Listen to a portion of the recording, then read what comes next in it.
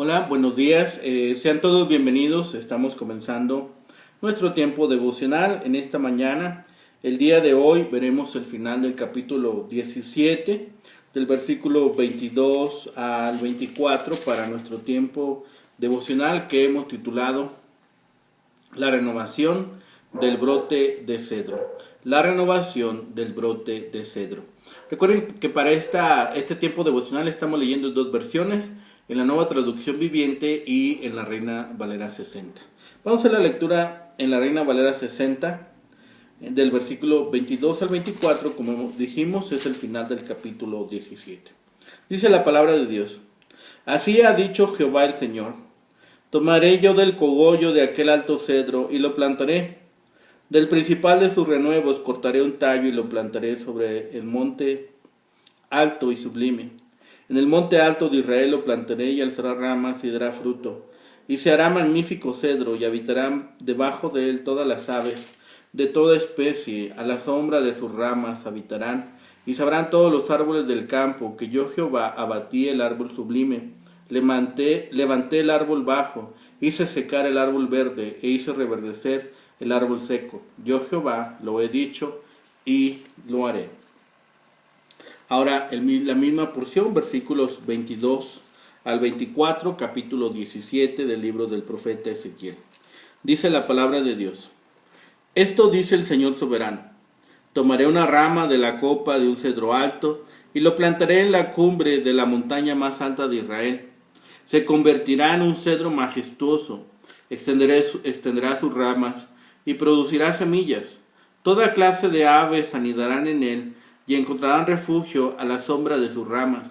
Todos los árboles sabrán que soy yo, el Señor, quien tala el árbol alto y hace crecer alto al árbol pequeño. Soy yo quien hace secar al árbol verde y le da vida al árbol seco. Yo, el Señor, he hablado y cumpliré lo que he dicho.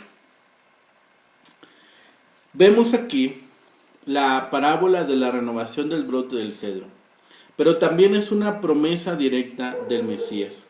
Contiene una promesa alegórica más. Se predice luego que tomará del cogollo del cedro, del principal de sus renuevos, un tallo, y él será plantado sobre el monte de Jerusalén. Esto es una profecía de la restauración del pueblo de Israel a su tierra, con su último cumplimiento en el rey mesiánico. A pesar entonces del juicio venidero, se observa aquí un nuevo remanente que será preservado. La rama alta representa a Joaquín, que estaría bajo protección de Nabucodonosor. Es preservada por la primer águila. La preservación de Joaquín demuestra que Dios no abandonará a su pueblo a pesar de su infidelidad. Él es fiel y protegerá para su propia gloria. A pesar entonces de la infidelidad de Judá, Dios es siempre fiel para con ella. Yo, el Señor, plantaré un renuevo de cedro en los montes de Israel. Llegará a ser un cedro espléndido. Los otros sabrán que yo pude hacer esto. La incredulidad del hombre no anulará la promesa de Dios. La parábola de un árbol usada en la amenaza está aquí presentada en la promesa. Parece aplicable solo a Jesús, el Hijo de David, el Mesías de Dios. El reino de Satanás, que ha durado un tiempo largo y extenso, será quebrantado, y el reino de Cristo, mirado con desprecio, será establecido. Bendito sea Dios, nuestro Redentor, es visto aún por los confines de la tierra. Podemos hallar refugio a su sombra de la ira venidera y de todo enemigo y peligro. Todos los creyentes son fructíferos en él. Nabucodonosor no sería el único que tomara la punta más alta del cedro.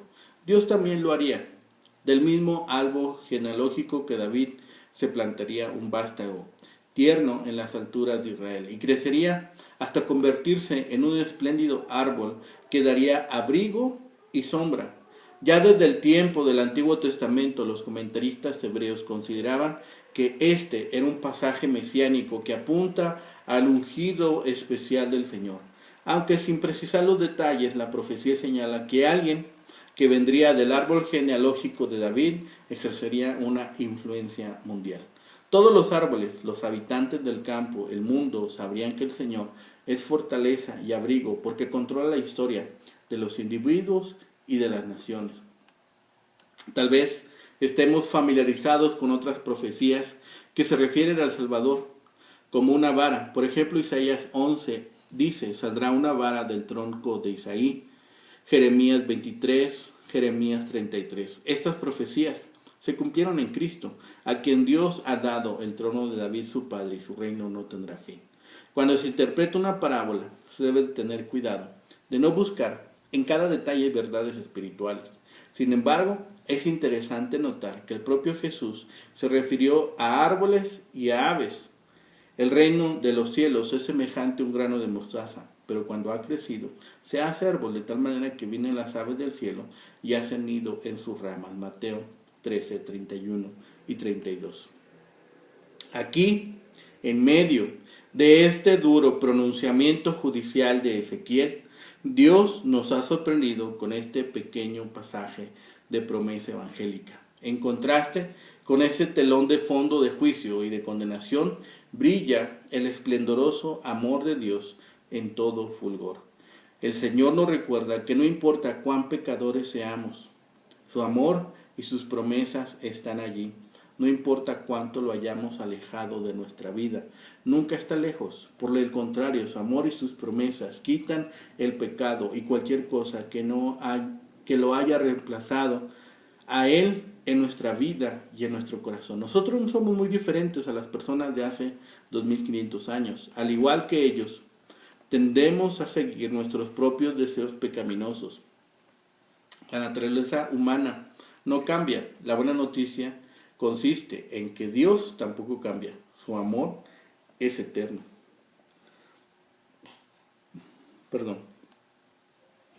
Así que el final de este capítulo 17 nos presenta el mensaje sobre Sedequías.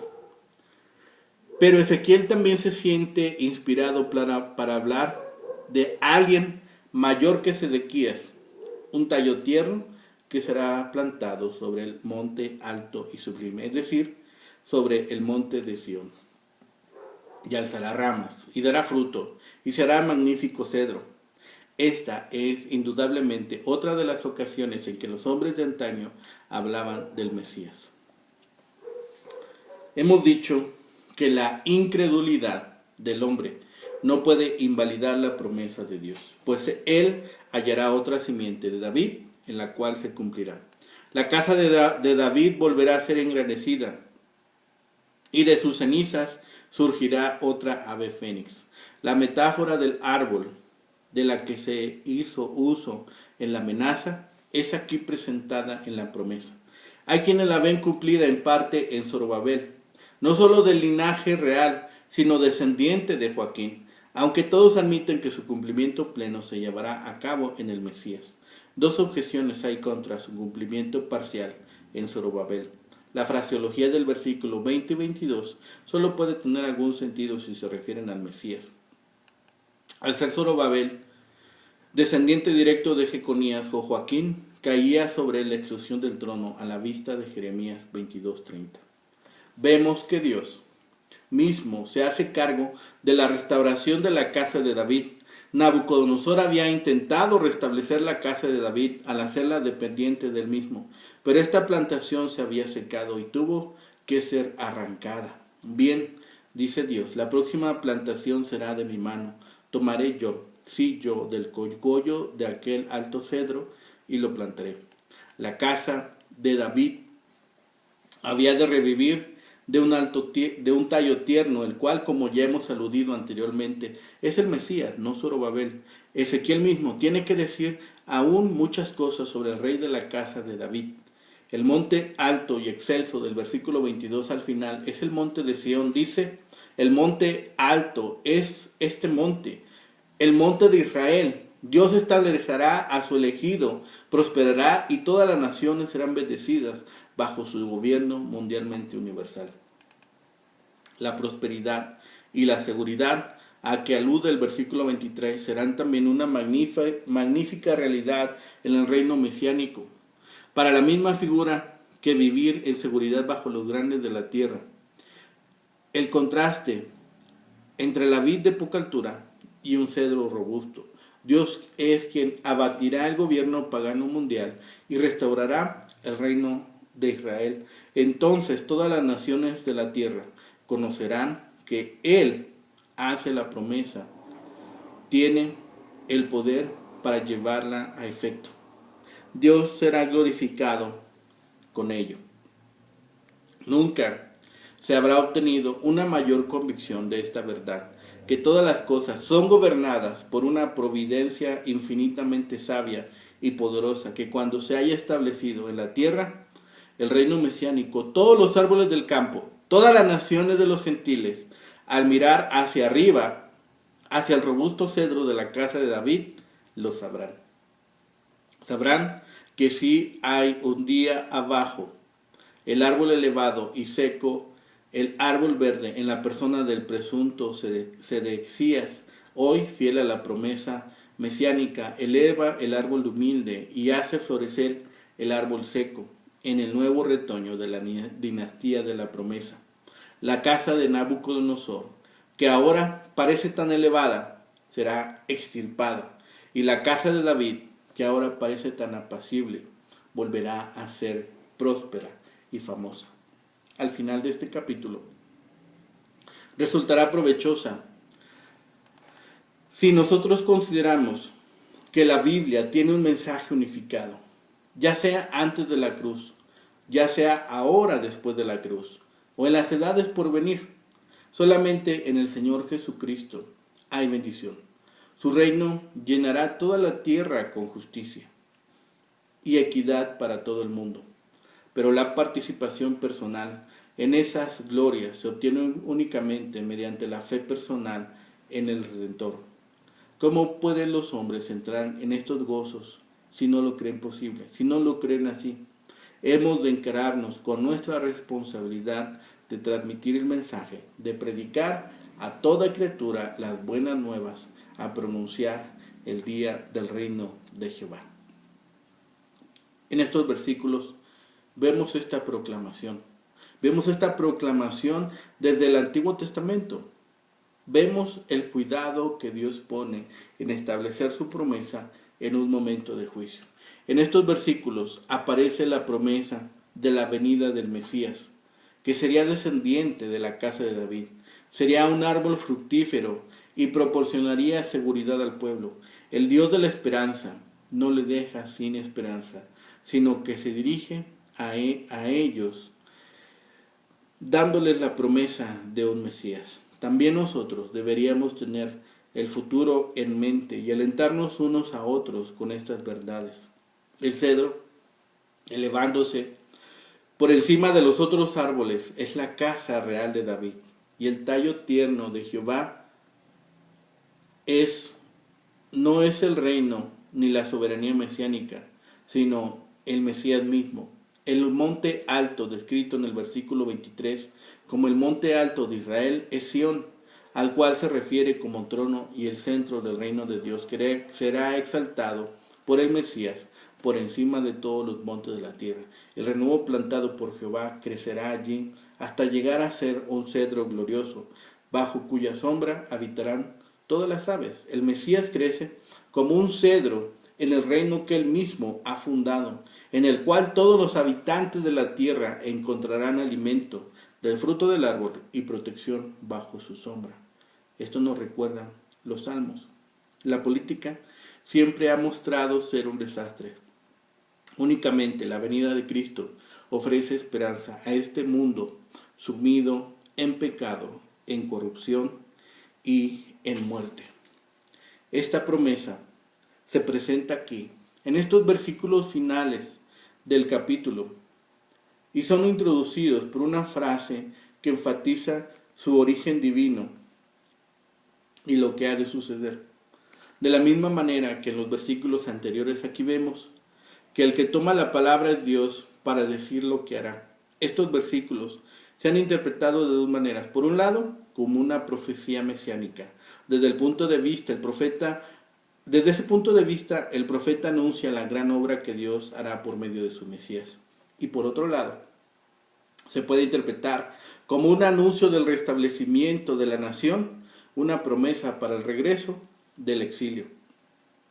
El pasaje retoma una de las imágenes de la alegoría, el cedro. Como recordamos en los versículos 3 y 4, el águila tomaba la copa del cedro del Líbano y la llevaba a la tierra de mercaderes, Caldea, dejando la historia del cedro inconclusa, pues a partir de allí se refiere a la semilla y la vid.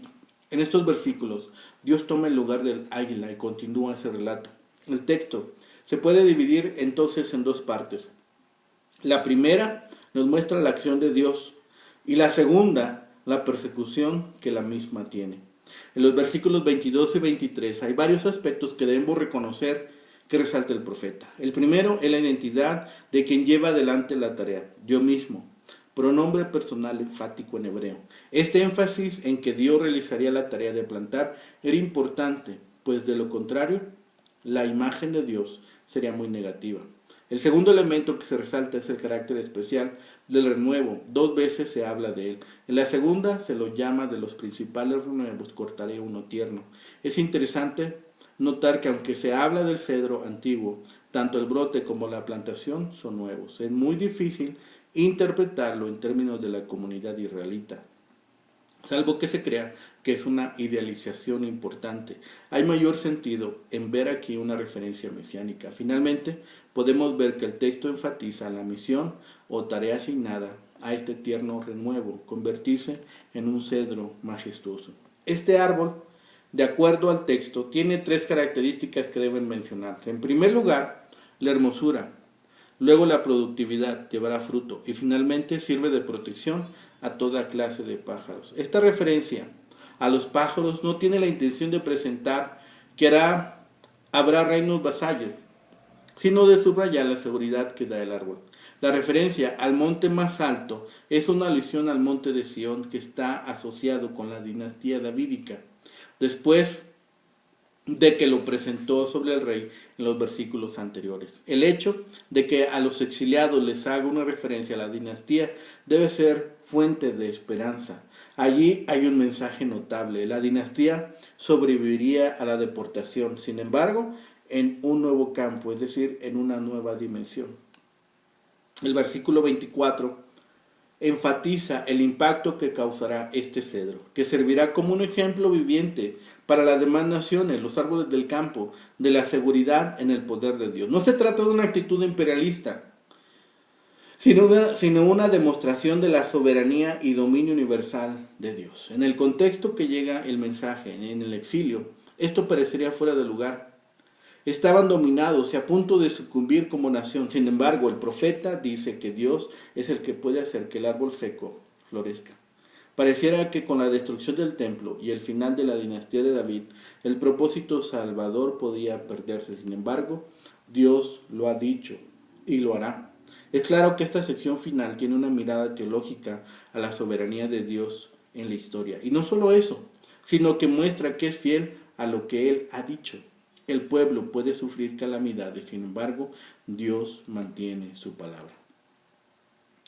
Esta parábola del renuevo del cedro nos recuerda que el cedro simboliza a la familia de David, la dinastía de reyes sobre Israel. Aunque Israel haya sido conquistado por Babilonia, Dios va a plantar un renuevo de la familia otra vez en Jerusalén. Pero nosotros podemos hoy saber cómo el Señor lo hará. Dios dará un nuevo principio a su pueblo. Sacará el renuevo del cedro y lo plantará en el monte más alto de Israel. Echará ramas y será un cedro majestuoso. Dios será reconocido como soberano. Toda clase de aves y pájaros buscarán la sombra sobre sus ramas. Todos conocerán que Dios ha actuado en juicio y en compasión, secando a Babilonia y dando nueva vida a Israel. Un hijo de David se sentará de nuevo en el trono. Su reino será eterno. Esta profecía se cumplió en Jesús. Él nunca negó que era rey de los judíos. Israel como país no va a ser soberano de las naciones, pero la gente de todas las naciones vienen constantemente a Jesús para cumplir la visión de esta parábola y la de Mateo 13, 31 y 32. Finalmente hemos visto que Dios dice que Él mismo tomará, yo mismo tomaré, en contraste con los reyes humanos. Dios declaró que Él personalmente escogería, plantaría y haría prominente un tallo, o sea, una ramita, una espiga, un brote tierno. Las ramas de cedro simbolizan a los gobernantes del trono davídico, que conduce al Mesías. En otras partes es esta línea de descendientes que David profetizaba. Aunque no indican directamente hacia el Mesías en intención, tienen al menos fuertes implicaciones mesiánicas. Así, con referencias a su humanidad, descubrimos un nuevo título para el Salvador Jesús. Él es el tallo, es un brote tierno. Tomaré yo, dice el Señor. Alude a la intervención de Dios para poner en el trono a un descendiente de David. La siembra del renuevo tenía una significación humana e histórica concreta. Para que el pueblo no se descorazonara demasiado al conocer el inminente castigo de Dios, Ezequiel añadió un apéndice a su profecía contra Jerusalén. Aunque no llama águila a Dios específicamente, sí comparó las acciones futuras del Señor con las de las águilas, Babilonia y Egipto, ya que ya había mencionado. Ninguna de esas aves había sido capaz de promover la seguridad y prosperidad que tan desesperadamente deseaba Israel, pero Dios sí lo haría donde ellas habían fallado. Dice la palabra, tomaré, Jehová el Señor, dijo, tomaré yo del cogollo de aquel alto cedro y lo plantaré. El cogollo era la línea davídica. Dios volvería a plantar un rey de la descendencia de David sobre el monte alto y sublime de Israel. Su reino no sería destruido porque Dios lo restaurará y dará a la tierra de Israel. Ese reinado dará fruto y será magnífico cedro. Será prosperado como nunca había sucedido. En vez de cortar sus ramas, habitarán debajo de él todas las aves de toda especie, y a la sombra de sus ramas habitarán. Esto sugiere que Israel protegerá a las naciones que estén a su alrededor en vez de ser gobernado por ellas. El propósito de Dios, al restaurar a su pueblo, es revelar a todas las naciones su gloria y el plan que tiene para Israel. Y sabrán todos los árboles que yo Jehová abatí el árbol sublime, levanté el árbol bajo, hice secar el árbol verde e hice reverdecer al árbol seco.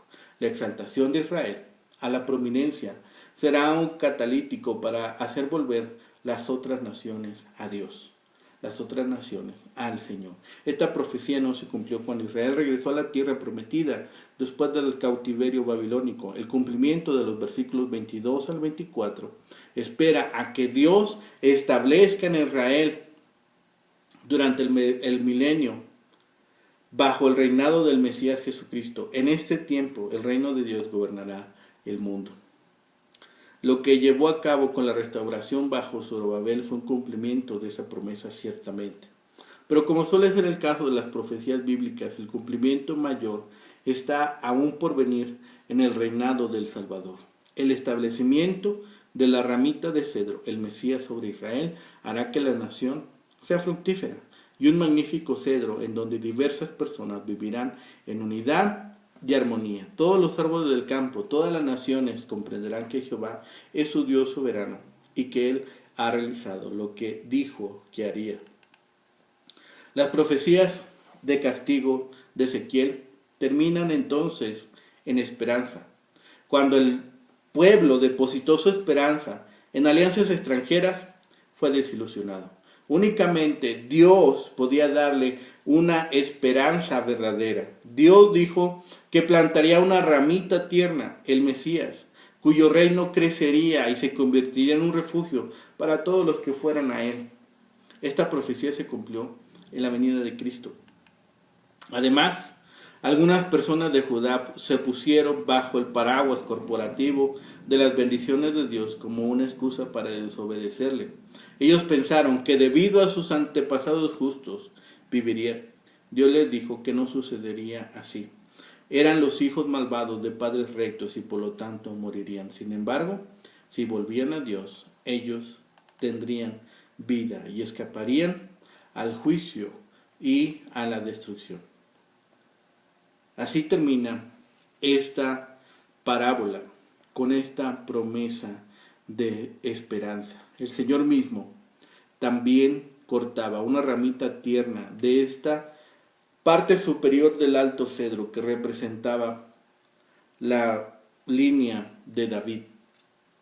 Él plantaría esta ramita en una montaña alta en Israel para que creciera allí, produjera ramas protectoras y diera fruto. Aves de todo tipo vendrían y se refugiarían en sus ramas sombreadas. La gente morará con seguridad bajo la protección de este gran reino. Israel protegerá a las naciones circundantes en lugar de ser su peón. Ezequiel comparó las acciones futuras de Dios con las de estos dos reinos, Babilonia y Egipto. Ninguna de esas águilas había sido capaz de proporcionar tal seguridad y tal prosperidad que solamente Dios podía proporcionar. Israel anhelaba desesperadamente esa prosperidad y esa seguridad, y solamente obtendría eso de la mano de Dios. La ramita tierna, hemos visto, es una referencia directa al Mesías de Dios. La montaña alta es probablemente este monte de Sión, el lugar donde el Mesías establecerá su trono en el milenio. Entonces el árbol de cedro será muy majestuoso y muy fructífero.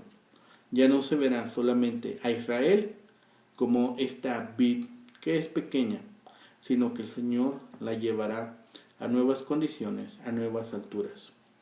Las otras naciones sabrán que el que había hecho esto era Dios, el Dios de Israel. Él cortaría el árbol alto, la Babilonia, y exaltaría el árbol bajo, Israel.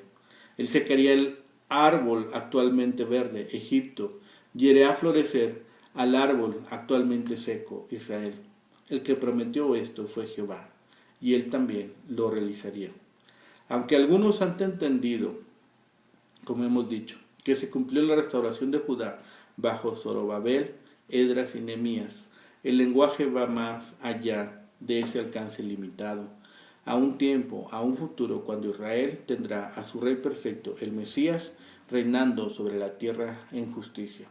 Estos versículos finales introducen sin duda una profecía mesiánica, que a nosotros también nos llena de esperanza, gozo y alegría.